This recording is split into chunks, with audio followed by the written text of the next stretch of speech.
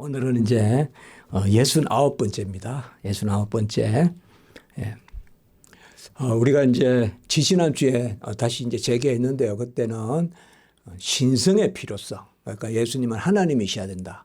그리고 지난주에는 인성의 필요성. 예수님은 사람이어야 된다. 그래서 홀로 하나님으로서는 죽음을 죽을 수 없고 홀로 사람으로서는 죽음을 이길 수 없어. 사람으로서는 자신을 죄를 무르는 값으로 드리고 하나님으로서는 죽음과 실험하여 이기고자 하셨다. 유명한 칼빈의 기독교 강요에 나오는 이야기입니다. 그래서 오늘은 이제 69번째는 뭔가 하면 신성, 인성이 함께 있어야 된다. 이 말이에요. 뭐 어떻게 당연한 이야기죠. 신성이 필요하고 인성이 필요하니까 신인 양성이 함께 계셔야 된다. 그래서 금방 말씀드렸듯이 예수님은 하나님으로서만 대속할 수 없고 사람으로서만 대속할 수 없으며 하나님, 사람 혹은 사람 하나님으로서 우리의 죄값을 치르시는 디모데전서 2장 5절에 하나님과 사람 사이의 중보도 하나이다. 유일하신 중보자다. 그래서 오늘 신인 양성의 필요성, 신앙 고백서 8장 7조 그리고 대열이 문답 40문답 부분입니다. 먼저 내용을 우리가 함께 주보에 내용을 함께 읽어보도록 하겠습니다. 시작. 하나님과 사람을 화목시켜야 할 중보자로서 그리스도는 신성과 인성 각 본성에 따른 고유한 사역을 전 인격에 돌리신다. 그리하여 성경은 한 본성에 속한 고유한 사역을 다른 본성에 속한 위격에 기속시키기도 한다. 되도록이면 제가 신앙 고백서나 대소리 문답에 그러한 어조를 살려서 두고 그리고 이제 아마 우리나라에서 이 신앙 고백서와 대소리 문답을 같이 묶어가지고 이렇게 쭉 전개하는 것은 처음일 겁니다. 아마 전 세계적으로도 있을지 모르겠습니다. 그런데 전에부터 제가 그 옛날에 왕십리 교회에서 협동 목사하고 할 때 그때 웨스민스터 신앙 고백서 가르치면 대열이는 가르치면 좋겠습니다. 소열이도 하면 좋겠습니다. 그래서 우리 성도님들께서 이렇게 함께 다 묶어서 뭐 내용은 서로 대동소이한데 어떤 부분에는 어떤 부분이 더 강조되어 있고 또 어떤 부분에는 또 어떤 부분에 나오는 것이 안 나오기도 하고 그래서 이 세 가지를 우리가 같이 봅니다. 자, 하나님과 사람을 화목시킨다. 이 화목이란 말을 이제 요새는 이제 현대 신학자들은 주로 화해라고 합니다. 화해. 그런데 우리는 성경을 번역할 때 화목으로 번역을 해요. 그래서 우리가 신학교 다닐 때는 화목이다라는 말을 쓰면 보수고 화해라 그러면 진보고 그런 개념이 있었습니다. 영어로는 reconciliation, 라틴어는 reconciliatio라고 하는데 바로 그것을 우리는 화목이라고 합니다. 화목. 이러면 화목이라는 단어가 갖는 의미는 너무나 중요하죠. 화목은 뭐 그저 별일 없는 게 아니죠. 화목은 더 적극성을 띠는 개념이지 않습니까? 그래서 우리가 서로 화목하다 이러면 서로 나누고 뭐 좋은 것 있으면 서로 나누어 먹고 그런 게 화목 개념 아닙니까? 그래서 성경에서도 예수님을 화목해 하시는 분, 또 우리에게는 뭐요? 화목하게 하는 직분. 그래서 사실상 이 화목이란 개념이 모든 것을 아우르는 개념입니다. 그러니까 화목이 있으려면 먼저 속죄가 있어야 돼요. 먼저 저는 이제 그런 표현을 많이 써보는데요. 유리창을 깼다 이러면 일단은 유리창 값을 물러줘야 되는 죄값을 치르는 게 있어야 돼요. 그 다음에 두 번째는 또 뭐가 있어야 되는가? 용서가 있어야 돼요. 우리가 유리창 깨고 돈 물러주고 유리창 깨고 돈 물러주고 그러면 뭐 돈 물러주면 돼. 뭐 마음껏 깨. 그렇게 하는 게 아니잖아요. 아무리 돈을 물러준다 해도 유리창을 깨면 무슨 저렇게 나쁜 사람이 있을까? 유리창을 막 저렇게 돌을 던져서 깨고 그거가 없이 해주려면 용서가 있어야 되잖아요. 그러니까 먼저 유리창 값을 물으는 거 이걸 우리가 속죄라 그러고요. 그리고 그 다음에 그 일을 잊어주는 것, 이게 용서예요. 그 다음에 이것을 다 싸바르고 감싸는 전체적인 개념이 화목이다. 이 말이에요. 그러니까 속죄가 있고 유리창 값을 물러주고 용서가 있고 그 일을 없애주면 그냥 됐어. 뭐 별일 없어. 그냥 뭐 마음껏 그냥 편안하게 다녀. 이게 아니잖아요. 이제 때가 되면 서로 떡도 나눠 먹고 서로 귀한 거 있으면 항상 기억했다가 뭐든지 좋은 것 있으면 서로 나누고 그게 화목이란 말이에요. 그래서 우리가 성경에서 화목이란 말이 나오면 역으로 속죄와 용서는 포함하는 단어다 이 말이야. 포함하는 단어. 그렇게 우리에게 화목해 하는 직분이다 이게 있으면 용서하는 직분도 되고 또 죄를 우리가 이렇게 서로 물러주는, 물론 우리가 죄를 물러주는 건 아니지만 복음을 전하는, 그래서 하나님과 사람을 화목하게 한다. 그렇기 때문에 예수님이 우리의 화목제물이 되신다. 이런 화목이란 단어가 최고 귀한 겁니다. 최고. 화목에는 다 들어있습니다. 다. 속죄, 속건 다 들어서 화목 개념입니다. 화목제물. 그래서 중보자로서 예수님은 신성과 인성. 신성은 바로 뭐야? 하나님의 본성. 하나님의 본성을 지니시니까 하나님이시고, 인성은 바로 우리와 같은 사람의 본성. 이제 지난주에 말씀을 드렸죠. 히브리서 4장 15절에 우리와 같으시되 죄는 없으시니라. 우리와 다르면 대속이 아니에요. 우리와 같은 자리에 서셔야 대속이에요. 철저히 하나님은 공의의 하나님이시니까 하나님은 없는 것으로 해주는 게 아니에요. 대신 받으시는 거지. 그렇기 때문에 공의를 이루어야 돼요. 죄값을 치러야 돼요. 그래서 우리와 같으시되, 그래서 우리의 자리에 서시려면 우리와 같이 사람이 되셔야 되는데 죄가 있으면 안 되잖아요. 죄가 있으면 죄의 삭은 사망이라 예수님이 사망에 속하게 되잖아요. 사망에 속한 자는, 스스로 사망에 속한 자는 생명을 이길 수가 없거든요. 그러니까 예수님은 꼭 두 가지이셔야 돼요. 사람이셔야 되고 죄가 없으셔야 돼요. 그게 히브리서 4장 15절이라고요. 우리와 같으시되 죄는 없으시니라.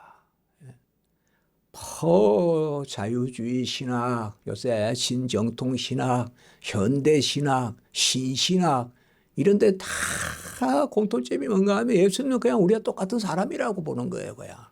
그리고 원죄라는 개념이 없어요. 원죄라는 개념도 없고. 그러니까 예수님은 그저 우리가 똑같은데, 그저 우리가 같기만 한데 좀 우리보다 뛰어난 분, 모범밖에 안 돼요. 우리는 예수님이 모범이라고 생각하면 안 됩니다. 죄값을 치르신 분이에요. 그래서 주가 되시는 분이에요. 예수님을 모범 삼아 뭐 예수를 닮자 그런 개념들은 자 따라오는 열매 개념이지 본질은 아니에요. 예수를 닮아서 구원받는 사람 아무도 없어요. 예수를, 토마스 아켄피스 그리스도를 본받아 경건주의 작품이에요.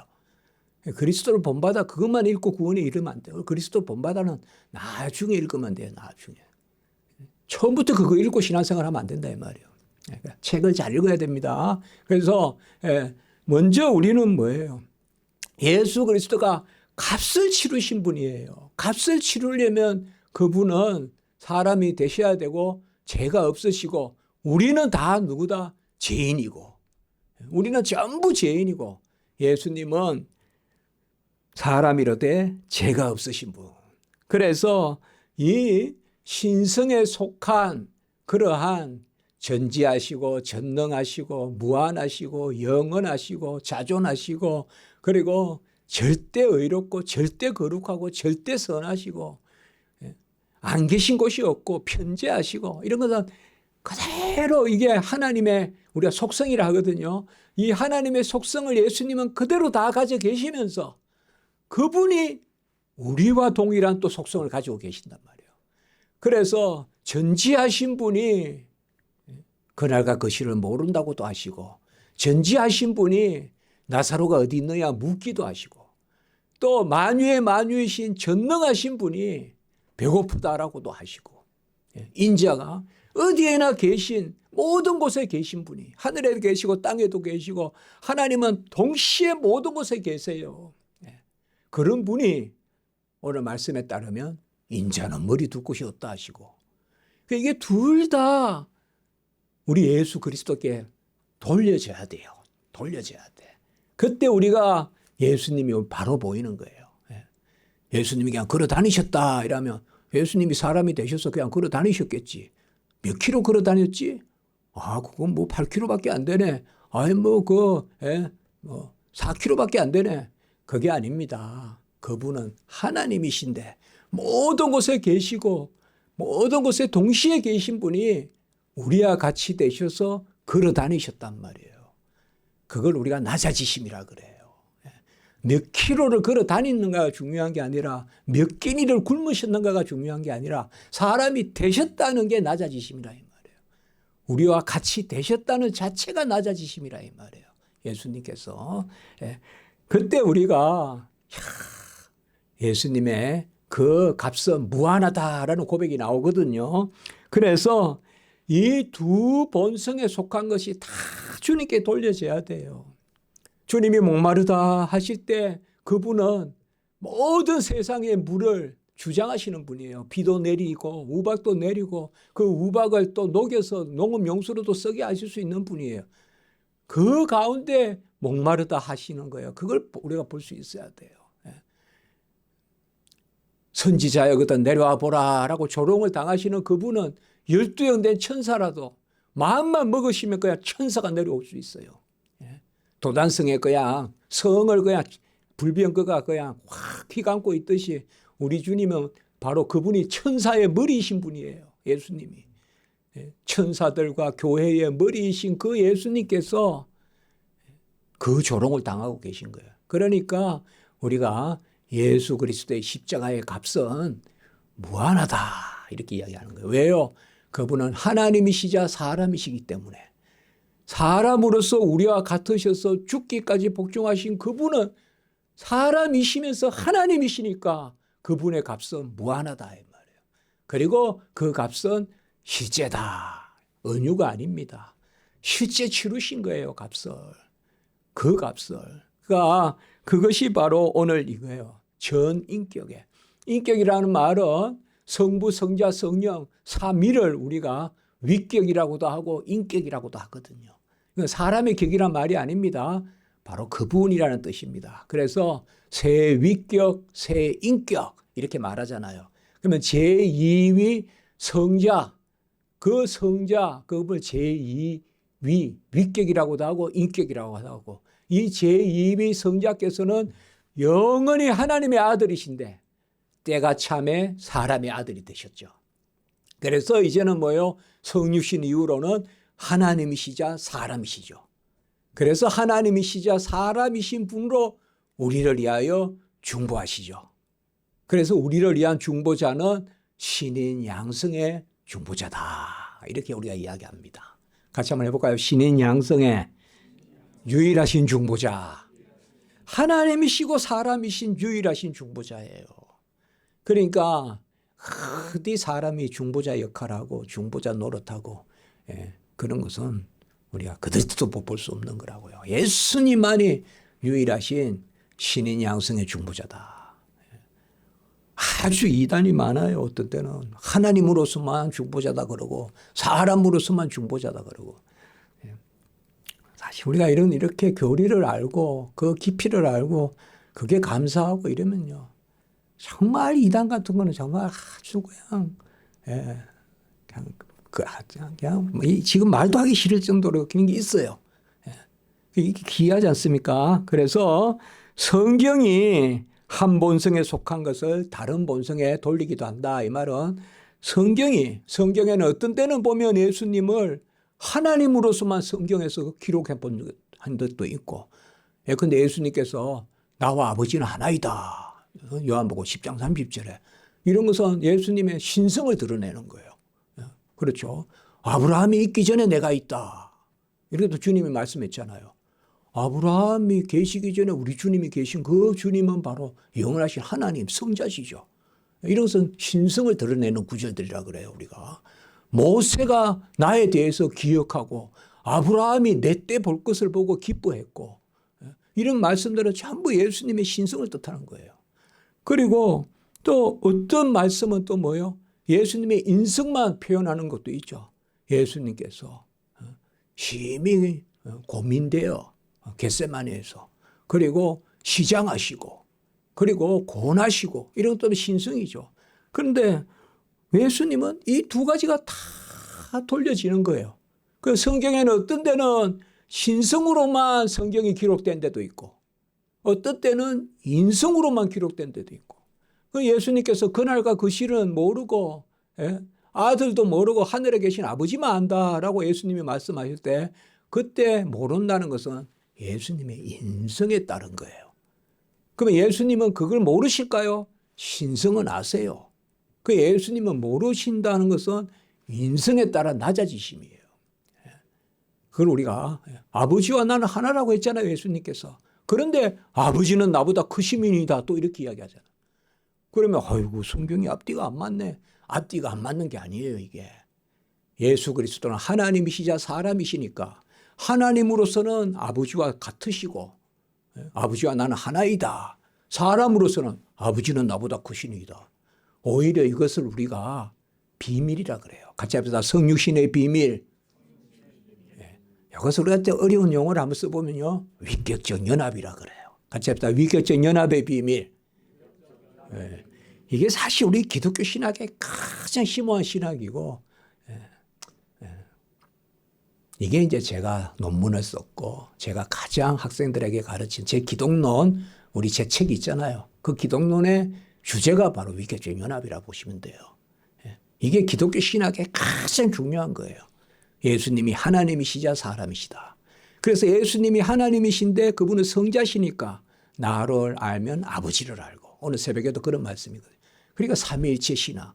예수를 믿으면 예수가 영원하신 아들임을 믿기 때문에 아버지이심을 또 믿게 되고 성령이심을 믿게 되고 삼위일체를 믿게 되는 거죠. 자, 오늘 우리가 마태복음 1장 23절 같이 한번 봅시다. 우리가 잘 아는 말씀입니다. 시작. 보라 처녀가 잉태하여 아들을 낳을 것이요 그의 이름은 임마누엘이라 하리라 하셨으니 이를 번역한즉 하나님이 우리와 함께 계시다 함이라. 아멘. 제가 왜 이 말씀을 여기 올렸을까요? 잉태하여 아들을 낳을 것이요 처녀가 잉태하여 아들을 낳을 것이요. 이게 인성입니다만 이거는요. 분명히 마리아에게서 나셨단 말이에요. 그런데 그분은 뭐라고 일컬으세요? 우리와 함께 하신 하나님이다. 임마누엘. 임마누엘은 God with us 이렇게 됩니다. 우리와 함께 계신 하나님이라는 뜻이에요. 히브리어로 임마누엘이란 말이에요. 그러니까 여기에도 두 가지가 다 나타나죠. 사람이신데 하나님이시잖아요. 그걸 제가 표현하려고 여기 구절을 정했습니다. 그래서 처녀가 잉태하여 아들을 낳는다.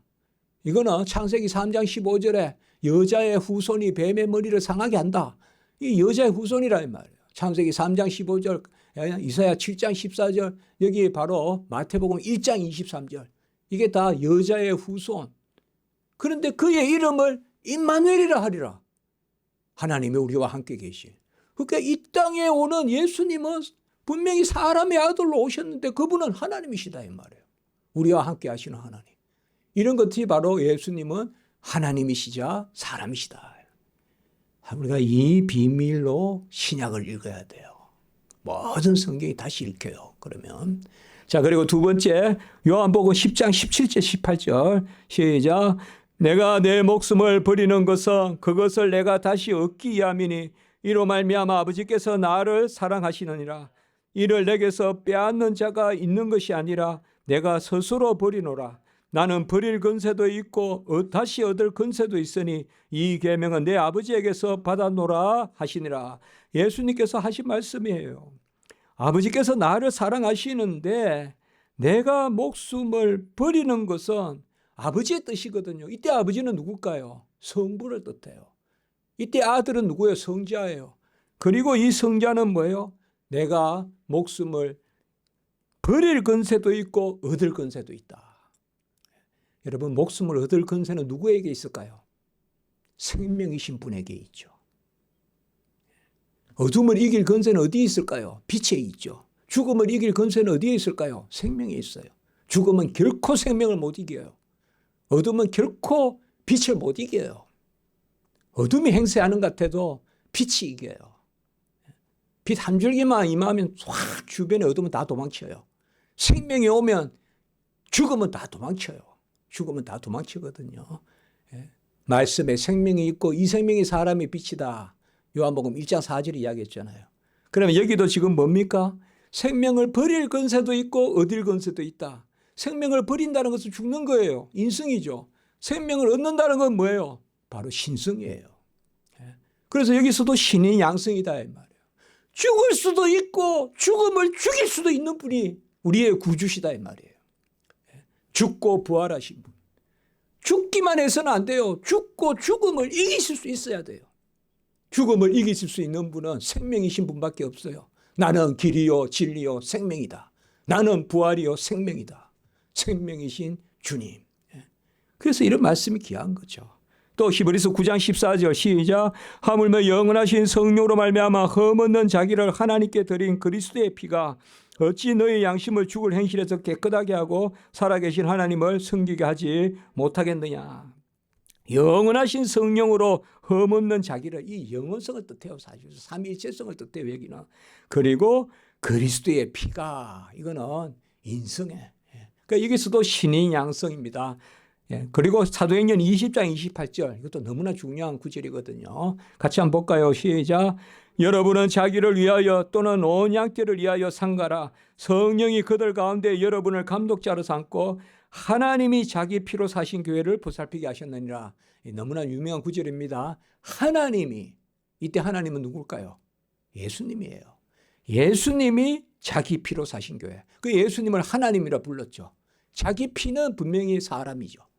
그러니까 하나님이 자기 피로 사신 교회, 여기에 신성과 인성이 다 들어있다 이 말이에요. 예수님은 하나님이시고 그리고 예수님은 피를 흘려 죽으셨으니 하나님이시자 사람이시다. 이거를 밀레도에서 에베소 장로들을 불러서 설교했던 고별 설교의 내용이 바로 여기에 있어요. 그때 하나님이 자기 피로 사신 교회를 위한 종이다. 이렇게 이제 사도 바울이 이야기하는 것입니다. 우리에게는 하나님이시자 사람이신 유일한 구주밖에 없습니다. 인생이 어찌 사람의 주인 노릇을 할 수 있습니까? 물론 물건 한두 개 줄 수는 있을지 몰라도 어찌 내 자신을 사겠습니까? 생명을 사겠습니까? 우리 생명의 주는 예수 그리스도, 하나님과 사람 사이의 중보자도 유일하시고 그가 우리를 위하여 자기 자신을 대속물로 주셨다. 디모데전서 2장 5절, 6절. 2장 5절에서는 신인 양성의 중보자, 6절에서는 바로 그 자신을 대속물로 주심. 오늘 여기까지 하고 5예배 드리겠습니다.